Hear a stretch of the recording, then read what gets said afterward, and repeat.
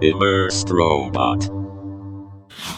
So just a little video today. I wasn't planning on making a video today, but I thought I'd just give a quick update while I'm on this planet in Elite Dangerous.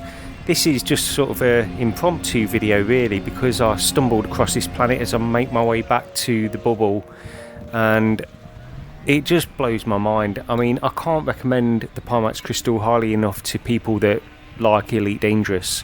Even if you've got an RTX 3080, there's just so much that you can get out of this. Now, I'm probably running in the projection on this planet's surface, but I could tweak it a little bit more and get it at native frame rates. But look at this site here right now. I mean, this is unbelievable. It looks great. You know, it's not quite as sharp. I can't pump up the resolution quite up to the levels of something like Aircar. So I'm running at 60% in Steam VR and then 1.25 HMD image quality in the Elite Dangerous settings. And on planet surfaces, which are one of the most demanding areas, you do have to run in reprojection at those settings, although I could probably change it a little bit. But even so, I mean, it's not very often I'll stop at a planet just on my journeys anyway, so I'm willing to put up with reprojection here and there, and if it makes the rest of the game, you know, that extra little bit sharper, then I'm willing to put up with that. But I tell you, this headset is really I've mentioned before, it's a surprise that I really like this headset as much as I do, because I've not been a huge fan of Pimax headsets in the past, and as I've mentioned, I think the 8KX was a good headset, but it just wasn't for me. This one is for me. This is a great headset. It looks really sharp, and even at that 60% resolution scaling, everything is really sharp. There's no screen door, there's no perceivable, you know, sort of background pixels, I would say. You can still see a little bit of shimmering and stuff like that, based on the compromise I have to make on my RTX 3080. And if anything is going to make me pick up a 4090 at some point, it will be Elite Dangerous and the Pimax Crystal.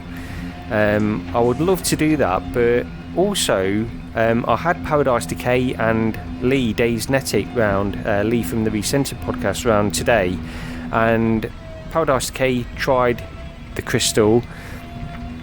And I was saying, really, a lot of what I'm doing at the moment with the Crystal is really showing how well it can run with an RTX 3080, which I think is pretty valuable to people.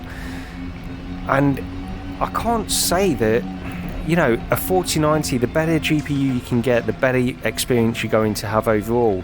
But you can tweak things and you can get it running. An RTX 3080 is completely viable with a Pimax Crystal.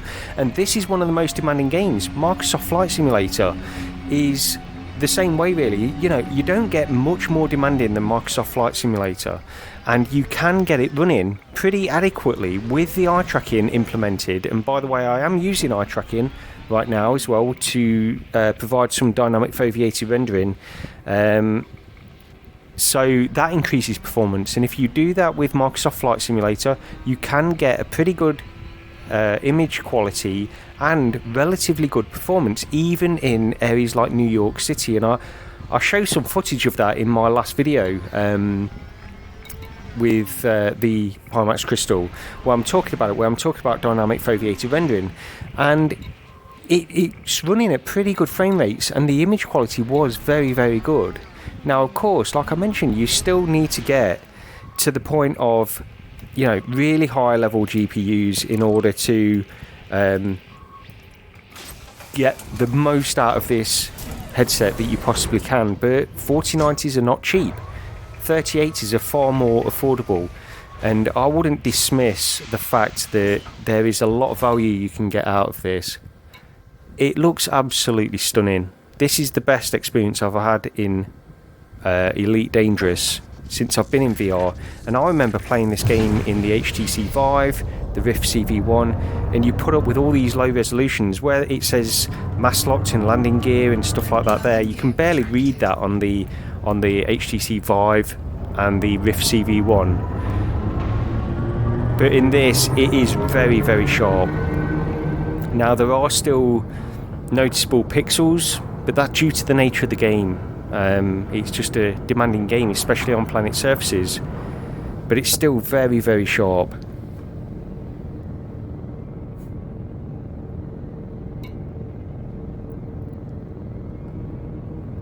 Yeah, I mean, this has made me sort of fall in love with Elite Dangerous all over again, and I am still playing the Elite Dangerous Legacy, the Horizons Legacy version 3.8, because I think it looks better in VR. That's the main reason, but not only that, it performs better in VR as well.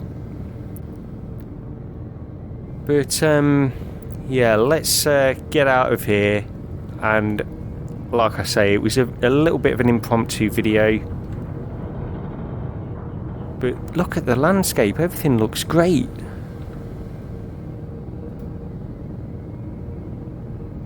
Frameshift drive charging.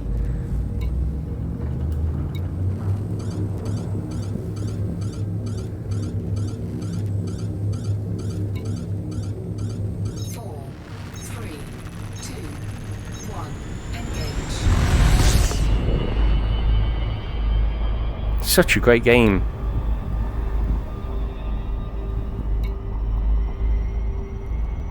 But yeah, I'll just reiterate, if you are into Elite Dangerous, you've got an RTX 3080, don't think you can't get a great experience with this game in the Pimax Crystal, because you can. And like I said, you know, I'm sort of repeating myself I suppose, but compromises do have to be made here and there. But it's still the clearest image, the best looking experience I've had. There's no glare. This is what I keep forgetting to mention as well. There's no glare with these lenses. It's got great edge-to-edge clarity. It does drop off a little bit.